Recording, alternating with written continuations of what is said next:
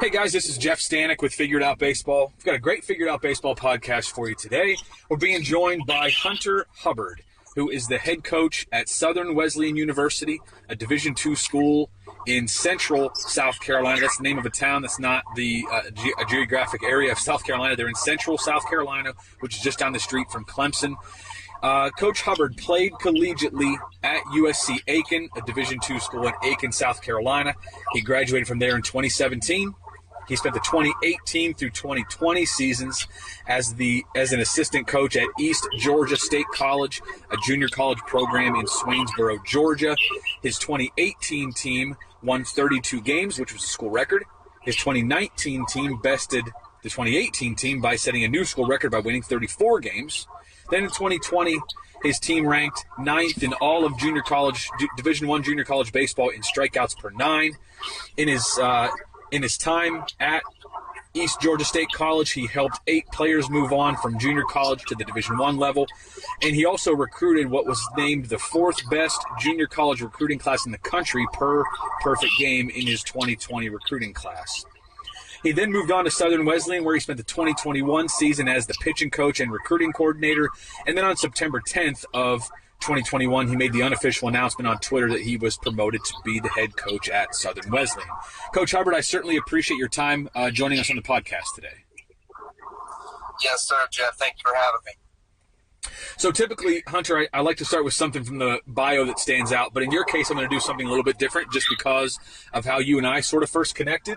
A lot of our podcast guests are people that I follow or just see something that they post on social media that I think is interesting, and we interact a little bit, and I end up asking the coach or whoever it is, a player, if they want to join me on a podcast, and that's kind of how you and I started, and or at least started to communicate with each other.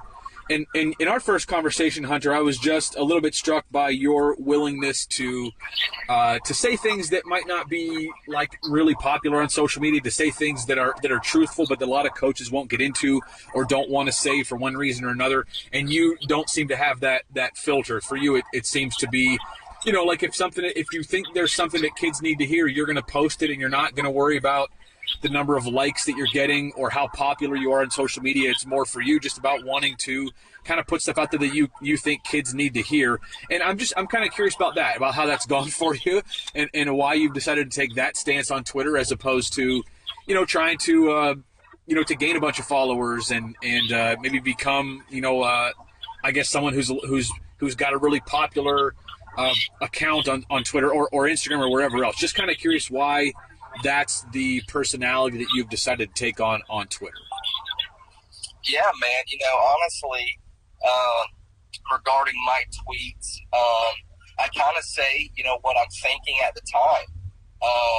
Whether people agree or disagree with me, there's usually a little backlash from a burner account with maybe 2 followers.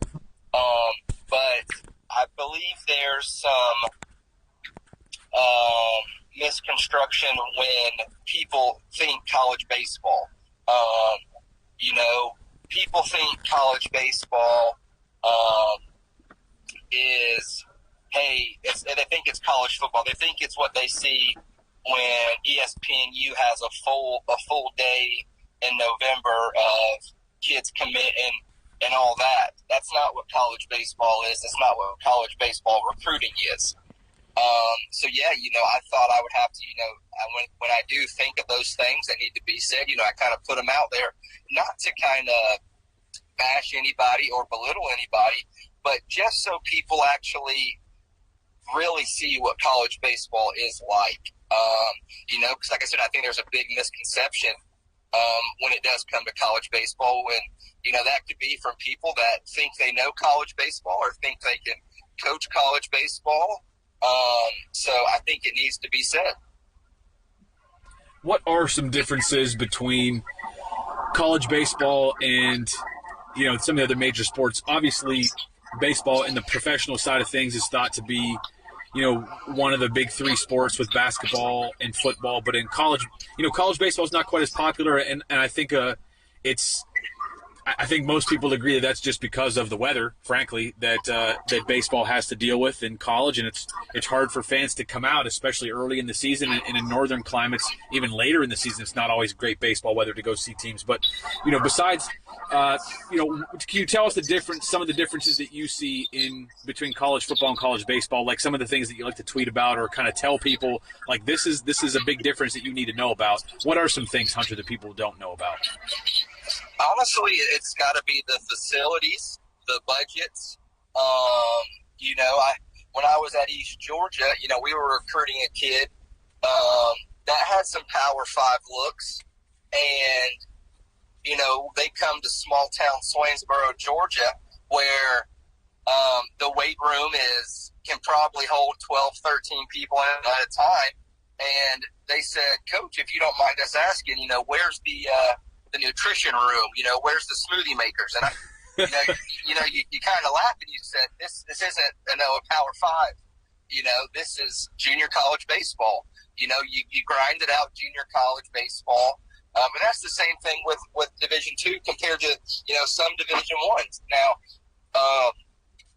because what you see on Twitter and Instagram is all these big Power 5 schools that are flashy, and I would love to have the facilities, the assistants, all the programs that a bunch of these schools have, but you don't see that at the Division II, Division III, or the JUCO levels.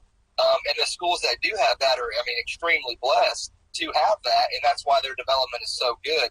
But I think it's from, high school kids and obviously high school parents, all they see is, hey, for instance, Texas has this, this, and this. Well, I would imagine the D2s and the D3s in Texas may not have that. But that's not saying that the Division IIs in Texas can't play, with the Division I's. There's good baseball at all levels. But what I will say is the facilities may not be the same. The part about there being good baseball at all levels is something that I don't know that enough people really give credit to in baseball. The difference in facilities from the upper echelon, at every level. At Division I, you can take a Power 5 and put it next to a small Division I and see enormous differences. And it's the same with Division II. Junior college, there's the upper echelon at every level that have way better facilities than other people. But, I think there's really good levels of baseball everywhere, and I think that it's much more about the coaches developing the players than it is like facilities on their own don't develop players. I think that it's the coaches, and it's the plan, and it's what the players are doing day to day that's really going to develop the guys in the long run. Now, if you get a guy like that, Hunter, whether you're at East Georgia or East Georgia State College, or whether you're at Southern Wesleyan, if you get a kid to visit that has visited a school with some really big time facilities, whether it's a Power 5 or whether it's just a mid-major Division I with great facilities, or even a Division II that has quote-unquote Division I type facilities. What are some of the talking points that you have with a player like that, just to help them see what I believe is a reality, that you've got to look past that to see whether or not you're going to have a good experience at the college that you're going to end up going to? Yeah, and honestly, I'll tell my players, and I tell, coaches also, that my best tool, I think, as a college baseball coach is my ability to recruit and also, sell my program. So, with us being a Division II school, we're trying to, to sign those guys that are Division I players, but the Division I schools are kind of iffy on them, but, we're all in on.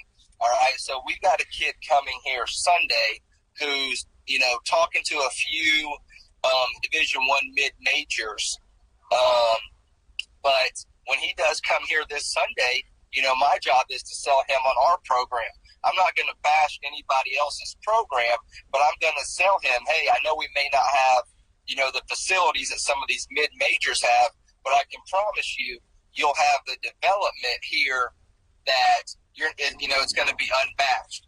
I tell kids, hey, are you committing to a school or are you committing to a coach? Because if you don't buy into what that coach is telling you your first year, you're not going to have a great experience. And honestly, it only takes, 1 year of a bad experience at the college level to make you kind of wonder, hey, do I really want to play college baseball? Baseball is so mental, and I'm also a big, I'm not going to use the word, I'm not going to say I'm an ego guy, but I do not forget things when it comes to, a recruit that says, hey, coach, thank you for everything, but I'm going to commit here. Well, 2 years down the road, if you've had a bad experience at that school that you committed to and you hit us up, the same offer is probably not going to be there as it was, 2 years ago. Now, I can't say the same for other coaches. I don't know how they view that. But yeah, man, when I recruit guys, you really have to sell your program, and you really have to, ask the kid, hey, do you want to be a Division I player just to say that you're a Division I player? Do you care at all if you play at all in 4 years? Or do you want to come in here right away and be an impact guy and really enjoy those 4 years? Because whether you're at a Division I, D2, D3, junior college, NAIA, if you have aspirations of playing pro ball, you got to play at the college level. And by play at the college level, I don't just mean, hey, I got 32 at bats, my freshman year. You're going to have to have some games played and have some numbers put up to even think about playing at the pro level. You mentioned something that I'd like to just discuss a little bit. You never know exactly who's going to listen to these podcasts, but I think that a lot of people listen to the podcast that are one way or another either involved in the recruiting process now or will be, whether they're coaches, whether they're high school coaches that are trying to guide their own players, or maybe it's even high school players or parents listening to this. And I want to talk a little bit about the negative recruiting. You said that you won't say anything bad about other programs, which I would just, I don't know if you use that term or not, but I would term it negative recruiting. It's something I think every coach deals with, and it's something that, when you're a college coach, you know that there are certain programs that are bad-mouthing your program, and maybe sometimes what the other coaches are saying, maybe it's something that is true, but the way they're saying it, they're making it seem like a really bad thing, or maybe they're just saying things that flat out aren't true about you, but they're saying whatever they can to try to sign guys and hoping you don't find out about it. Can you just tell people that are listening to this that maybe don't have a lot of experience with it, what it means for you to hear negative recruiting and just how you handle that as a coach? Like, say a player comes to you and says, Coach Hubbard, I just visited this school last week and they had this to say about you. Is that true? Just want to see if you wouldn't mind spending a few minutes talking about negative recruiting, why you don't do it, and how you handle it when it happens to you. Yeah, man. Negative recruiting is just something I won't do. But the baseball world, coaching world is so close, and everybody knows somebody. All right, so you may get a phone call or a text that says, "Hey, I overheard that so and so at this other school said this about your program." All right. Now I say baseball has its way of working things out, but negative recruiting. I don't know many schools that do it, to be honest with you. There's true things about other programs that are said when it does come to recruiting. But, nothing ever negative, really, as far as I know. But, yeah, if you're a coach that has to, bring up another program during a recruiting pitch, if you have a recruit on campus, that probably says that you're not too secure that you're going to, get that recruit without having to badmouth other programs. So with that, you probably have to do a little bit better on the recruiting trail, or you got to sell your program a little bit better.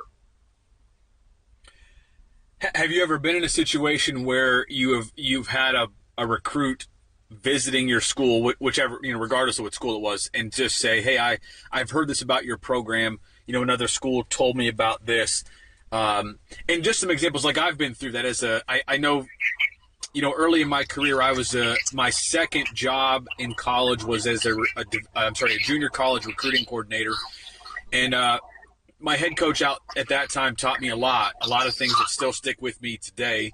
And one of the things we dealt with there is in the league that we were in, there was negative recruiting. Kids would go, they'd visit 2, 3, 4 schools in our conference, and kind of make their choice between those 3 or 4 schools.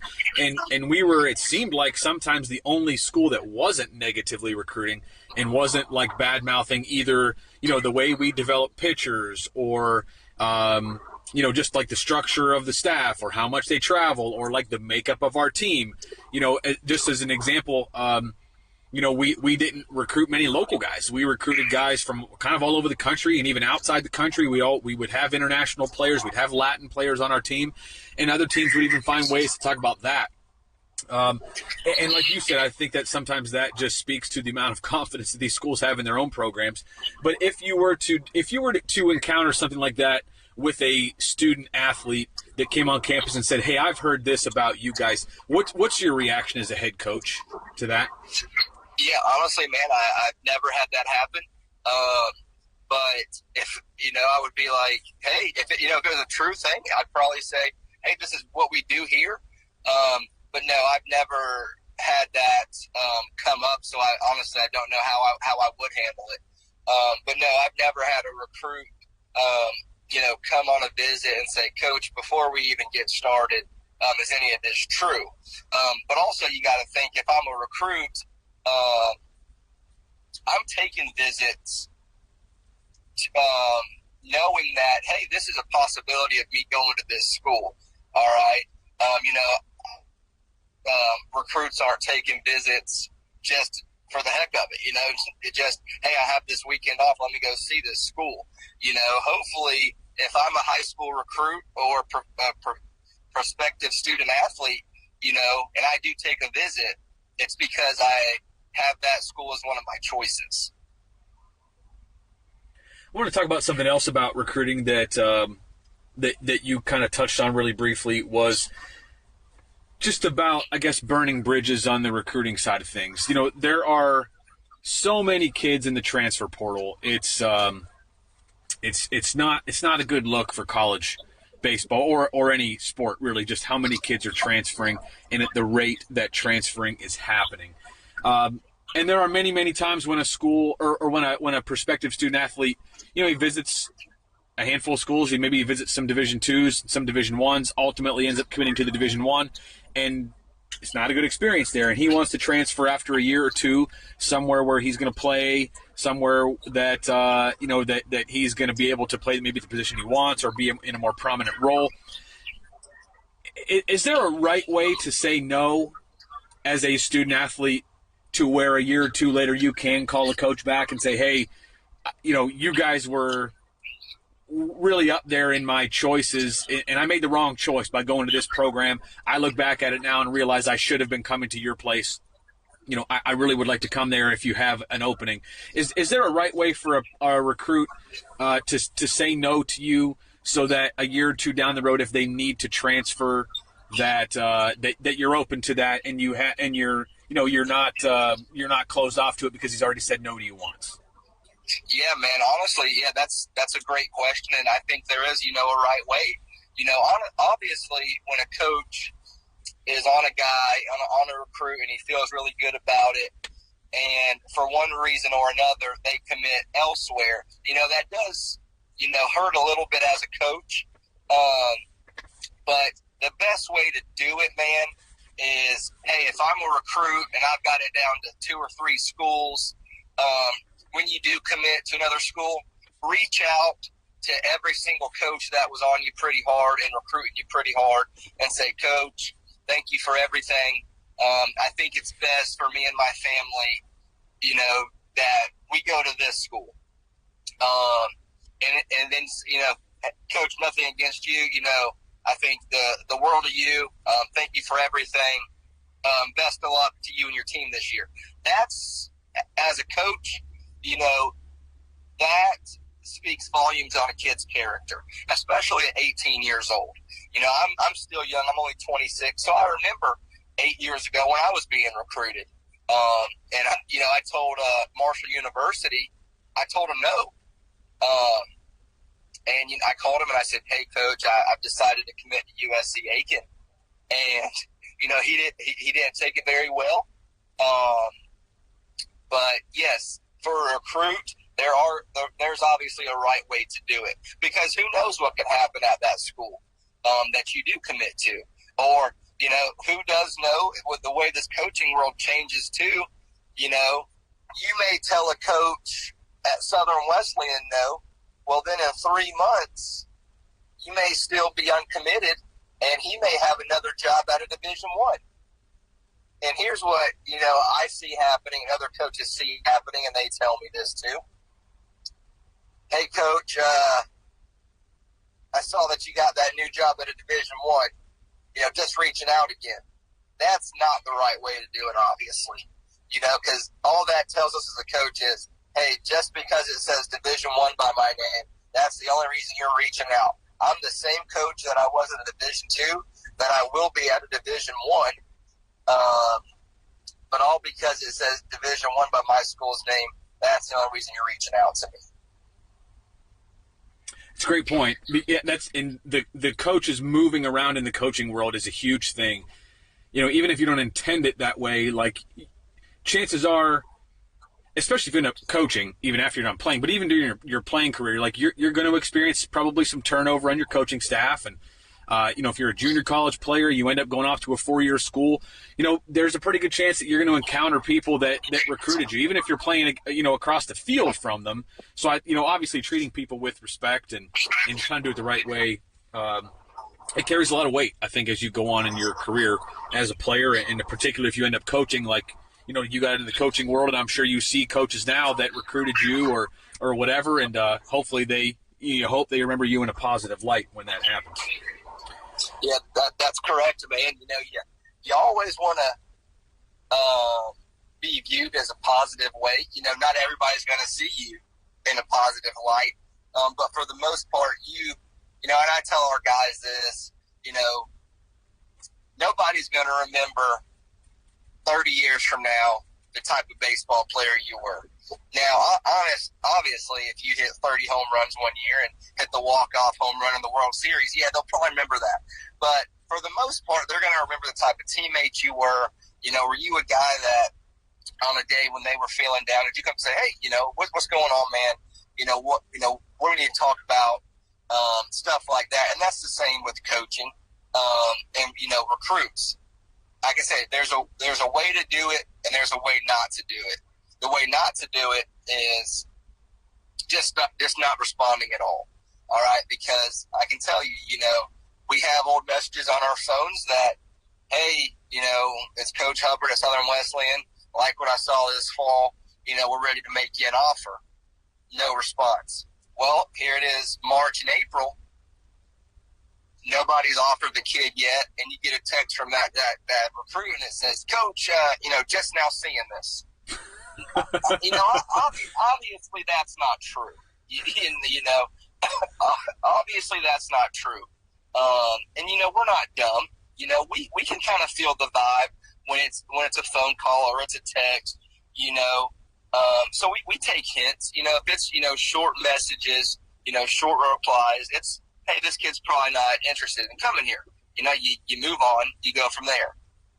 But the whole not responding to coaches, that's one way to get crossed off pretty easily. Yeah, I can't imagine that happening. Even in the post-baseball world, it's still funny how that stuff happens sometimes. So, Coach Hubbard, you're on your way to a recruiting trip today. You mentioned earlier that that's a strength for you. I'd love to talk about recruiting with you for a while. When you're going out, or even before you go out, can you kind of talk generally about your recruiting plan? You've been a recruiting coordinator. You've recruited a bunch in the past. You've obviously had a lot of success, especially at East Georgia. You had, a top 5 ranked junior college class in the country, according to Perfect Game. When you're putting your recruiting plan together, as far as who you're going to see, can you tell people a little bit about how exactly you do that and structure that? Because there are recruiting events almost every weekend from, March to October, and multiple events every single weekend.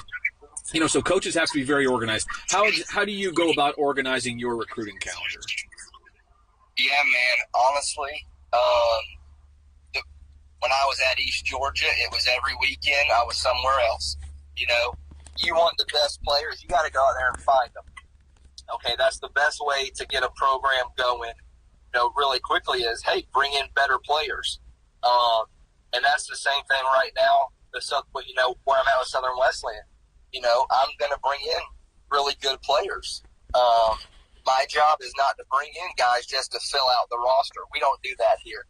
We're bringing in immediate impact guys only. And the way to do that is go out there and find them. All right. So, we had weights this morning at 9 a.m. with Southern Wesleyan. I had a conference call at 10 a.m. And here I am. It's now 12, but 11 a.m. I was picking up the school car, and now I'm on the road to go see 6 Georgia junior colleges. Whether or not I find a player today, who knows? But I can tell you this, I'm going to cross, 6 schools that I've seen this fall off the list that, hey, I saw a guy here, I saw them. I don't need to go see them anymore this fall because I've already seen them. So recruiting, man, and the way that schools are going to have success, I think, is every weekend you got to be committed to recruiting. You got to be able to recruit. Luckily, I say luckily, I'm 26, I'm young, I only have to worry about myself, no wife, no kids, none of that. So the weekends are up to me, whether I want to go drive 4 hours to see 2 baseball games, I make that decision. So yes, definitely you got to get out, you got to recruit. And then the way that I look at the things, Twitter's a great, I love and hate Twitter when it comes to baseball recruiting. But I can tell you this, I knew that there was going to be 6 schools here today. Each of those coaches sent me an email with their roster, a brief description on every single player, his grades, his stats from last year, if he's going to graduate this spring, where they kind of fit in at the next level. And I'll have those notes today when I'm up here recruiting. And, that kind of helps you say, hey, I think this guy will be a good fit for us. Hey, this guy's probably somebody we're going to have to pass on. But, yeah, it's not as much planning going into the recruiting events as you would think. But I know that we need to bring in some outfielders, some catchers, and then obviously everybody needs to bring in arms each and every year. So today, like I said, hopefully I see a catcher, hopefully I see a few outfielders, and then everybody's going to have arms. Georgia Junior College does a great job with baseball. There'll probably be 10, 90-mile-an-hour arms here today. So when now junior college recruiting is a little bit different. Only because, you can go to an event like this where you're going to see 6 junior colleges and you could take 6 of the worst junior colleges in any particular area, and there are probably still going to be guys there that are pretty good to see. On the high school side of things, it's a little more cloudy because, and I don't know if you would agree with this or not, maybe you would, maybe you wouldn't, but I think high school recruiting, especially in the travel ball circuit, can get very watered down. There are a lot of programs out there that really, don't do a good job, or maybe have 5 teams, for their 2022 class, and maybe you aren't exactly sure which of those 5 teams has good players and which of them has a bunch of kids who can't play, but they write a check, because that happens. That happens in high school travel ball. Hunter, when you're going out to watch high school games, high school travel games during the summer, do you recruit based on where you can see the most teams? Do you recruit based on where where teams geographically fit you? For example, like if you're in South Carolina, are you trying to see, if you have 4 tournaments to pick from, are you going to pick are you going to go to the place that has the most kids that are within 4, 5, 6 hours of you guys, because that's typically how you recruit? For example, are you going to the tournament that has the most teams? Are you going to go into the tournament that has the most teams that you're familiar with to try to follow guys and see some kids for the 2nd, 3rd, and 4th time?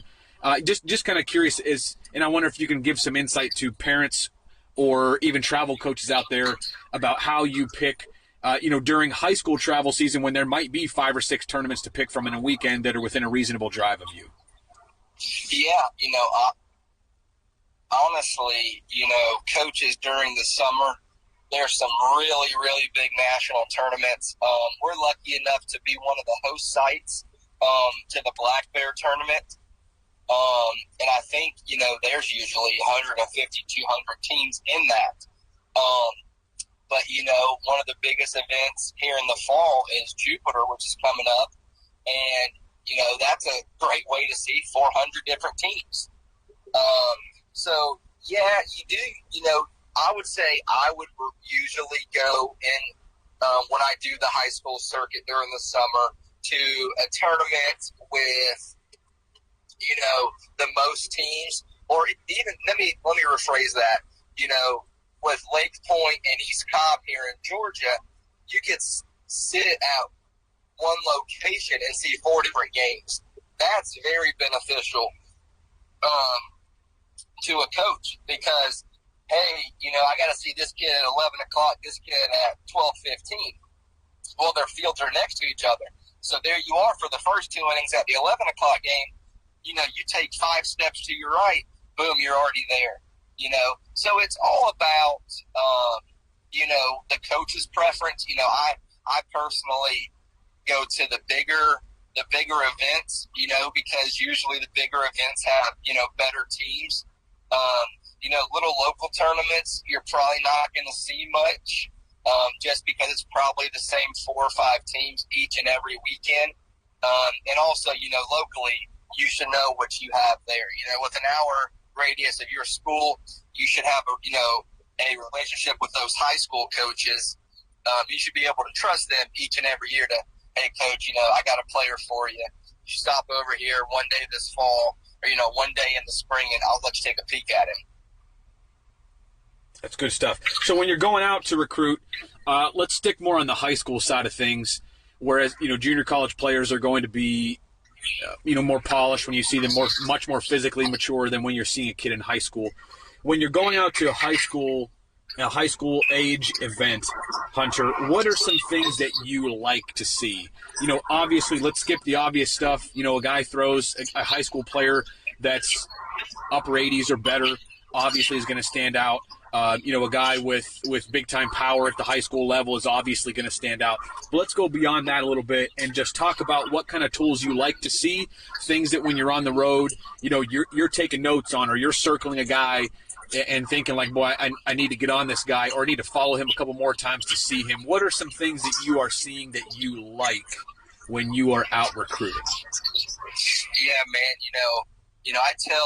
I tell people this, obviously, or the way I do it, you go see the best player on the field, all right? Usually the best player on the field either plays shortstop, center field, or he's pitching.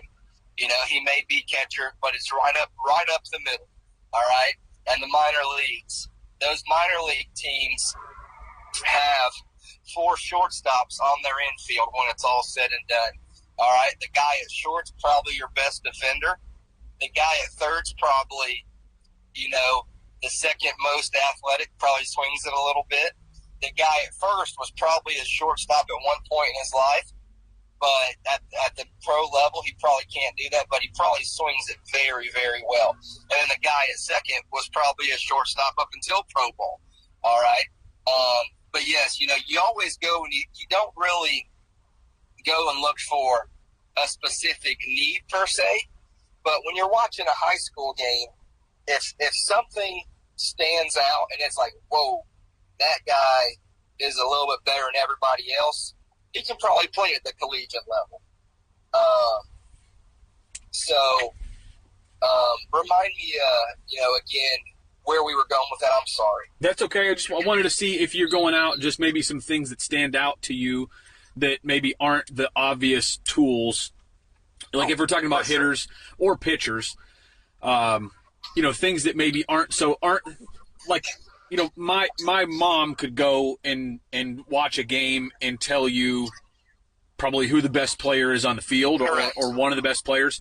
But for a good recruiting coordinator, like what are some things that you're seeing that really aren't so obvious that make you circle a guy, make you want to bring a guy in for a visit, make you want to follow a guy and watch him a couple more times? And again, I'm kind of asking this, Hunter, for for those high school coaches that are listening to this, that way they can go back and say to their players, like, hey, you might not have those standout tools that are going to make you stand out at a showcase, but coaches still like this, and this, and you're still going to have a chance to play if you're good at those things. Like, what are some of the things that maybe wouldn't stand out at a showcase per se, but when you go see some games, they are going to make you circle a player and have interest in recruiting him?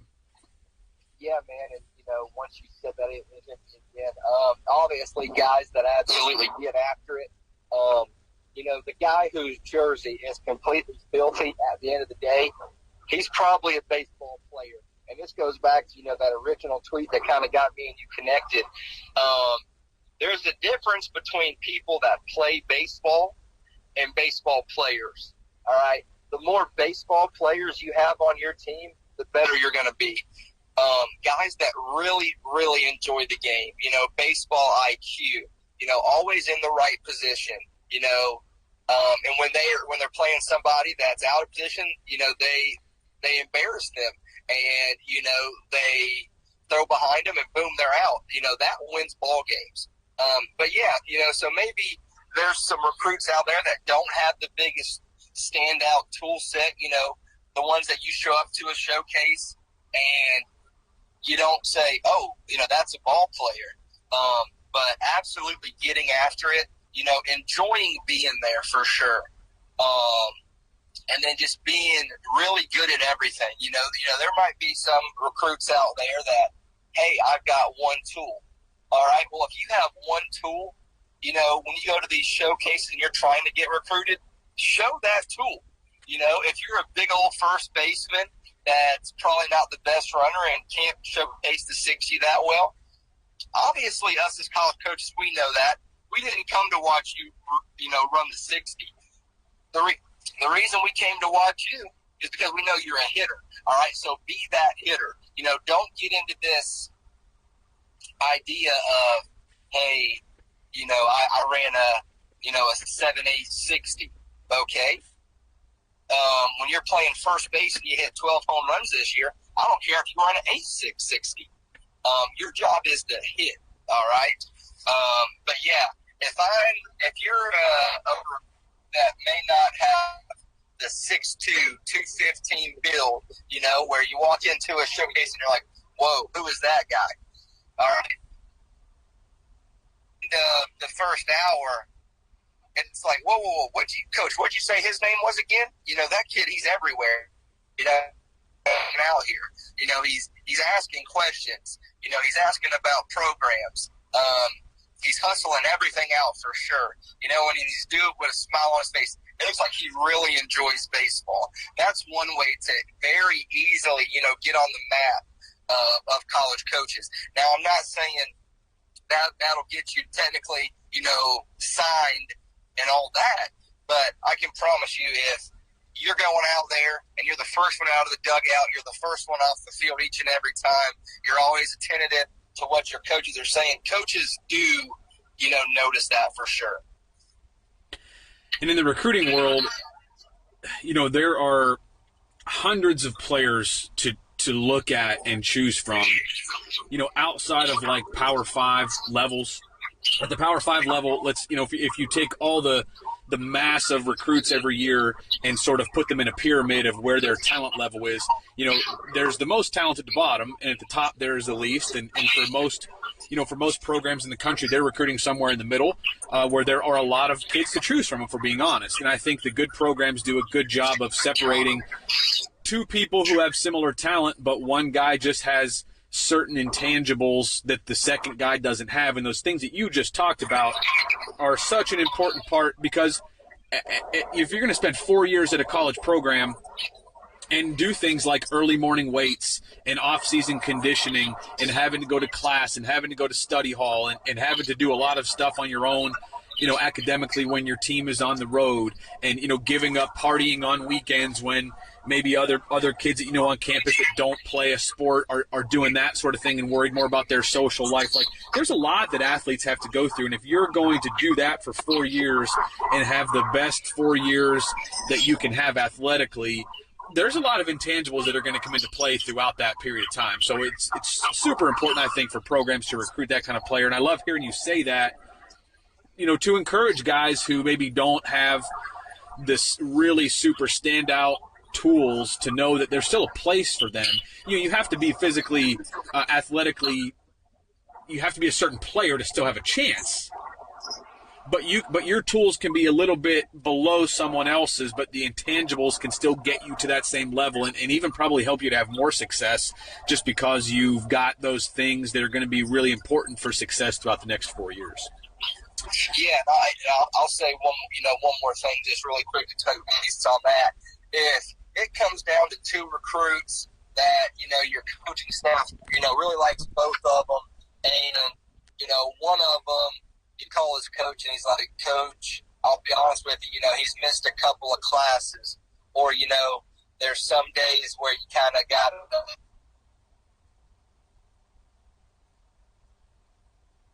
he doesn't really give it all in the weight room.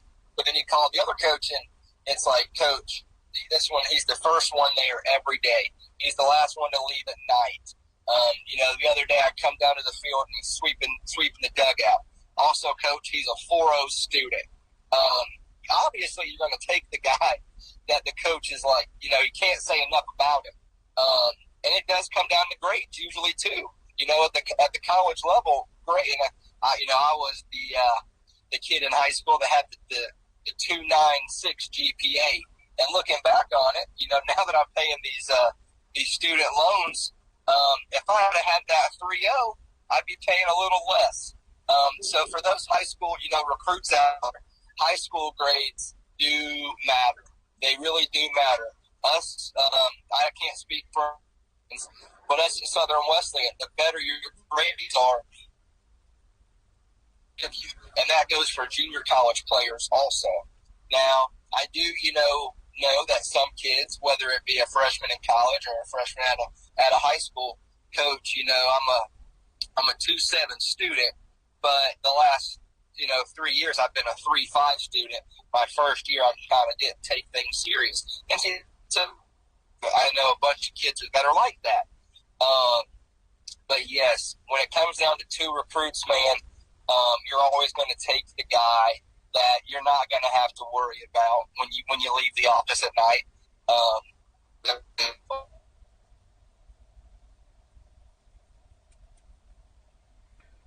Hey, Coach, I know you're driving, but there was a couple spots there where you broke up just a little bit. Hopefully, we have better service going forward. The next question I'd like to ask about recruiting: if there's one tool that a player has, maybe we can talk about pitchers and hitters here. But if there's one tool that a guy has, maybe he's only got like one tool that you see as being a plus tool at his level, high school level, junior college.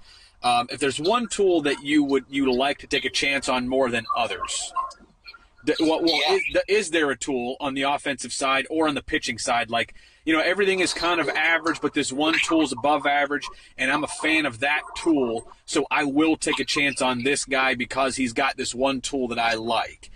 Does that tool exist for you, either for hitters or for pitchers? Whereas the other tools can maybe be behind a little bit, but you think this one tool is so important you'll take a shot out on a guy that just has that one tool? Yeah, and that's probably the easiest question that you've asked all day. For hitters, man, if the kid absolutely hits, he's going to start somewhere.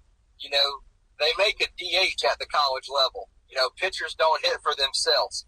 So if you can hit at any level, you're going to find your way into a lineup.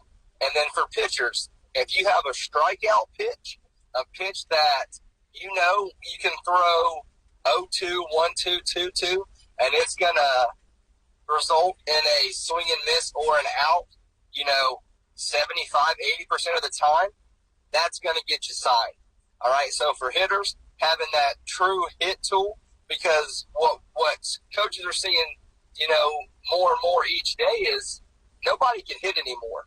And I told, a travel ball coach the other day, in this Jupiter tournament coming up, everybody down there is going to be throwing 90 miles an hour. All right, so the team with the best hitters is going to end up winning the tournament. If you score 5 runs or more down in Jupiter, I think you're going to see that team being, the tournament champion. But then on the pitching side, if you've got a strikeout pitch or a true out pitch that's going to get weak contact and roll over ground balls, you're going to be a very successful collegiate pitcher. When you talk about the hit tool, Hunter, there's so much garbage on social media and elsewhere about what hitters are supposed to be now. And, we're in an age now where, batting average at the major league level is something that people just don't pay much attention to or really don't seem to value that much. And I think sometimes that when people look at college baseball, they like to equate college baseball and Major League Baseball and say they're sort of the same thing. So what you're seeing in Major League Baseball is also what you should be seeing in college baseball. That's the kind of their perspective from outside of college baseball. But when you talk about a hitter, a true hitter, guys that can really hit, can you describe what that means to you? What does it mean to be a true hitter at any level of baseball? Yeah, so a true hitter would be a guy that, and I don't know why this is, why kids say this, but you'll have that team that every 90-mile-an-hour arm they see, they're absolutely tattooing him. They're hitting balls off the center field wall, and then they throw in a little lefty that's 72, 74, and they come back to the dugout, Coach, man, he's throwing too slow. I can't hit that guy. That's not a true hitter. A true hitter is a guy that no matter if it's that little lefty that's 72, 74 spinning a 62-mile-an-hour breaking ball in there, or a righty that's 90, 92 with an 83-mile-an-hour slider, that is just gap to gap, absolutely hitting. And I don't mean, home runs. It's guys that are just always finding the barrel. And it's tough to find that these days. It really is. But you can go watch BP, and, you'll see a kid that truly tries to just hit every single ball out there in BP, okay? and he may do it. So, obviously, that grabs your attention. But then you go into the game, and the kid's 0 for 3 with 3 strikeouts. All right, that'd be a 5 o'clock hitter on a 7 o'clock first pitch. So a true hitter is the guy that really has a mature approach. He doesn't get out of his approach. And then you look up in the game, and he's 3 for 4 with 2 doubles and a single. All right, and every time you look up, the kid's also standing on second base. That's a true hitter. Now, I know that your background is in pitching, so I'm going to ask you this on the pitching side as well. You talk about having one plus pitch, one pitch that can either generate strikeouts or weak contact on a consistent basis. How much are you, how much stock do you put in velocity? For your specific level, for Southern Wesleyan University, how much stock are you putting in velocity? And when you're talking about a second pitch, do you need to see, if you have, whether your radar gun does it or you bring a guy in and you, I don't know, he works out, or at his facility that he works out in, and you've got maybe TrackMan on him or whatever. Like, do you need to see certain spin rates, or are you still using your eyes and letting your eyes tell you, okay, he's throwing that pitch, and every time he throws that pitch, he misses bats or he misses barrels? So those two questions there: how much do you absolutely value velocity? And then can you talk about, when to have a second pitch, do you trust your eyes, or do you need to see something statistically, something analytically that tells you this pitch is pretty good? Yeah, man. Honestly, every coach loves guys that are upper 80s, 91, 92. That's awesome. But if that thing is straight as an arrow, anybody can hit that. If we know we're facing a guy that's 88, 91, but the fastball does nothing at all, well, I can tell you as a team, we're going to set that machine up, 88, 91 the whole week, and we're going to time it up. Hitting a fastball is, probably, I'm not going to say the easiest thing to do, but timing, you just rep, and you're going to, time it up eventually. But the breaking ball is the one that gives people fits. All right, that's why BP is also, different compared to real games. They're not throwing breaking balls and change-ups during BP. But yeah, as an out pitch, no, I don't need to see the spin rate, none of that stuff. I'm not an analytics guy. But I can tell you if the batter swings and almost falls over or his knees buckle as the pitch comes in, the pitch is probably good. It's probably doing something that the batter did not like.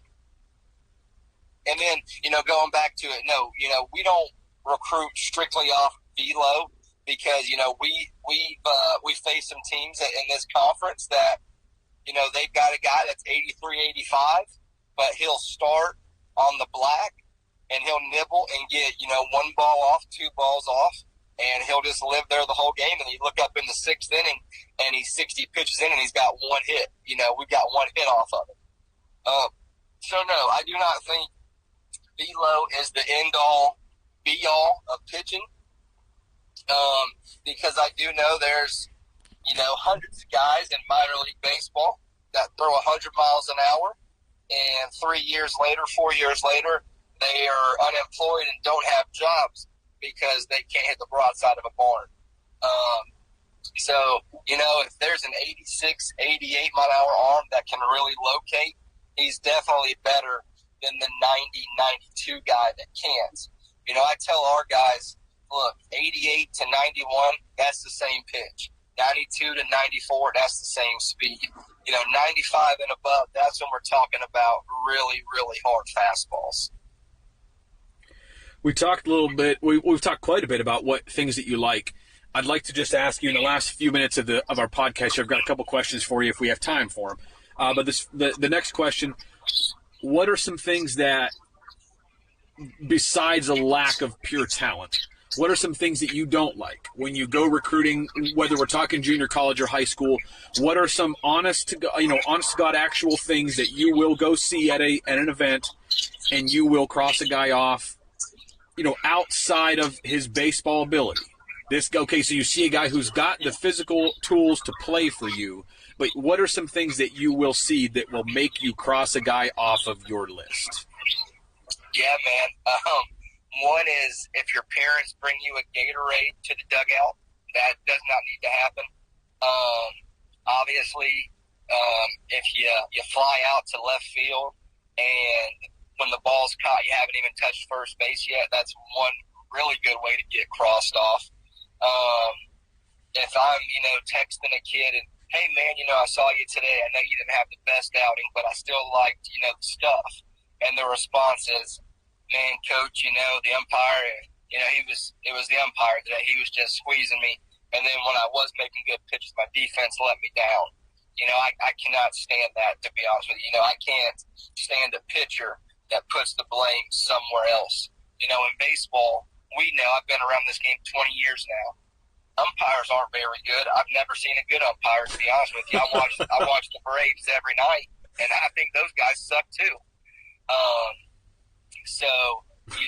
One way to get crossed off of a list is to make an excuse for everything, for sure. And then, showing up in sandals or, being the guy that's trying to be too flashy, putting too much effort in the way he looks than the way he's going to play, for sure. Also, if, it's a summer game, I know there's not much time in between games, but if you're an 8 o'clock in the morning game, that's usually the first game of the morning, and you're getting there at 7:55, you don't care about that game. You should have been there at the latest 7:15. And I know, some kids can't control, because they're not the ones driving. But, yeah, get there at 8 o'clock game, get your BP rounds in, get your stretching, get your throwing in, and 8 o'clock, you're ready to, get between those lines and, be a baseball player for the day. But yeah, it's all about the intent of wanting to be there and then being babied. Because at the next level, you ain't going to be having mommy and daddy, bring you a Gatorade, telling you, hey, it's okay. So stuff like that will get you crossed off, immediately. That was an easy one for you. I want to ask you about the Gatorade thing, and it's not that I don't agree with you, but I've seen it. You see it on social media from time to time, and you're obviously not the only guy that feels that way. But for somebody who's listening to this that doesn't quite get the thing about mom and dad bringing a Gatorade to the dugout, what's the big deal about that? Why is that something that you don't care to see as a coach when you're recruiting guys? It just means that, let's say, that the parents brought him a Gatorade for one reason and one reason only. That means the kid, thought it was a good idea to, signal for mom and dad during the game and, hey, I need a Gatorade. And it just goes into preparation. You know that you're going to play for 2 hours today. Obviously, you need to bring Gatorades, to the field, water to the field. But it's just a bad look. And then it also goes into, me thinking at the college level, hey, if his mom and dad is bringing him a Gatorade during the game and nobody says, hey, we don't do that, what if we're playing in, the first week of February and I look up in the third inning and there's mom beside the dugout with a Gatorade, So it's better to say, hey, that does not need to happen and, nip it in the bud already. And, just kind of get rid of it early as we can. It's a great point, and hopefully coaches that are listening to this see the significance of that, of just, the preparation of it and the players being able to prepare, on their own and not have to, I guess, rely on mom and dad to take care of them. I think it's something, it goes along the lines, with parents carrying in equipment bags to the field. I've heard guys say that as well, and I'm sure that's I would imagine it's on your list as well. But if mom and dad are carrying your equipment bag, like, it's time to grow up. If you're at an age where you can be recruited, it's time to grow up and take some responsibility for yourself, at least like for this game. In fact, I just saw a tweet last night, and I wish I could remember who it was from. That you're going to baseball practice today and you forgot you're a catcher and you forgot your cup, and at the end of the tweet was, I bet you didn't forget your phone. So like, you got to prioritize when you're playing and practicing, like what's most important today. And if your phone's the most important thing and you forget your bat or your glove or your cup or your hat, like, obviously your priorities aren't maybe where they need to be that day. That's correct. That is 100% correct. One last question here, Coach Hubbard, and then I'll let you go for today and get your mind ready to recruit. I want to talk really briefly about a situation that I've actually just been kind of helping a family with recently. There is a family that I have a good relationship with the dad. The kid is, I believe, I think he's in the fall of junior year in high school, and he's a good player. I think he's going to end up being a good college player. Dad ran track in college, and they're a good family. I think they're doing things the right way, but they come to me and ask me questions about the recruiting process when they're not sure about things, just because the dad knows my background. The dad has been asking me recently about showcases. So when the kid's a switch hitter, he's got some pop in his bat, and the dad has basically said when the kid goes to showcases, he tries to maybe do a little too much, maybe be something he's not. He does have some pop in his bat, but sometimes, like, all he's worried about after he goes to a perfect game showcase and afterward, all he's really worried about, how far he hit the ball in BP. Did he hit a couple balls off the wall? Did he hit a ball over the wall? And I've said to the dad, like, this is what I believe that your son needs to do during BP. But without saying kind of what I think, I'd like you to interject a little bit and just maybe give some advice to kids that are going through the recruiting process, because it can be a very hectic time. It can be a very confusing time for families going through the recruiting process. When kids go to showcases, Hunter, do you have any advice as to, like, what they should be trying to do, what they should be, what should a kid do in BP? A kid that maybe has a little bit of power, but his real game is to he's a guy that's going to hit for high average and hit the ball to all fields. Should he be doing that in BP, or should he be trying to hit pull side home runs to show you what kind of raw power he has? If a pitcher's going to a showcase and he's not a guy that his velocity is going to truly stand out, should he be trying to show you more secondary stuff and be trying to locate his fastball, or should he be trying to throw the ball as hard as he can, trying to touch the highest number that he can on the radar gun and not really worry about where the ball's going? And that's a legit question. Like, what do you want to see as a coach when you're going to a showcase from guys who, maybe don't have, again, tools that really stand out, but it's a showcase where you're there to showcase your skills and your raw ability, your measurables. Like, what do you want to see from a guy who is, that guy that's sort of in the middle of the pack tools-wise when he's at a showcase? Should he be trying to show you the max tool that he has, the max velocity, the max power, or should he just go and be himself and let you see him for who he is and see that, hey, this guy, he's got okay power, he's got okay velocity, but I thought he did a good job throwing the ball where he wanted, and he showed me good secondary stuff. Or, hey, this hitter, like, he's got okay power, but he was squaring every ball up in BP and hitting the ball to all fields, hitting the ball where it was pitched. I'm impressed by that. Like, what do you want to see from guys in a showcase setting that maybe have that sort of middle of the road type of measurable tools? Yeah. Honestly, hopefully they're getting, 2 rounds of BP at these showcases.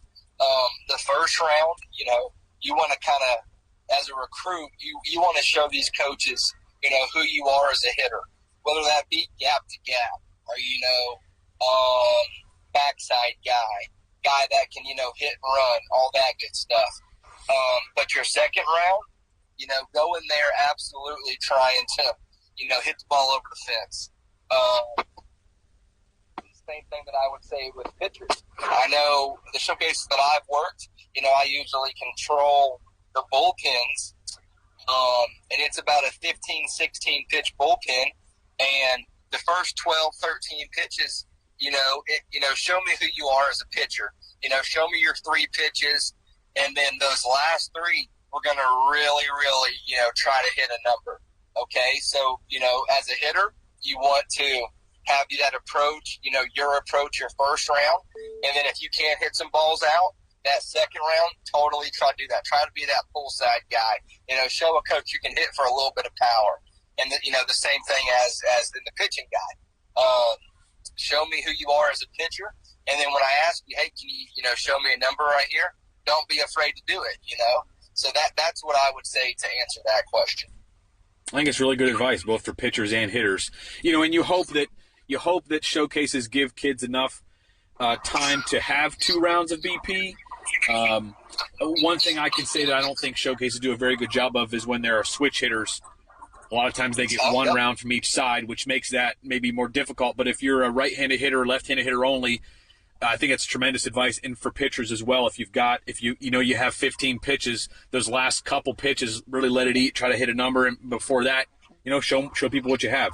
Obviously, if you can go out and throw a 94-mile-an-hour fastball, just do that a couple times and you're in good shape. But if you're that high school pitcher who's like 82 to 85, you've got to show a little bit of both. This is Hunter Hubbard, everybody. He is the recently named head coach at Southern Wesleyan University, a Division II program in Central South Carolina. Hunter, I certainly appreciate your time, man, and appreciate all the info you gave and just taking the time today to tell people a little bit about who you are in your program and how you do things and how you recruit, everything else we talked about. Yes, sir, Jeff, thank you. Hopefully we can do this again, and go Warriors.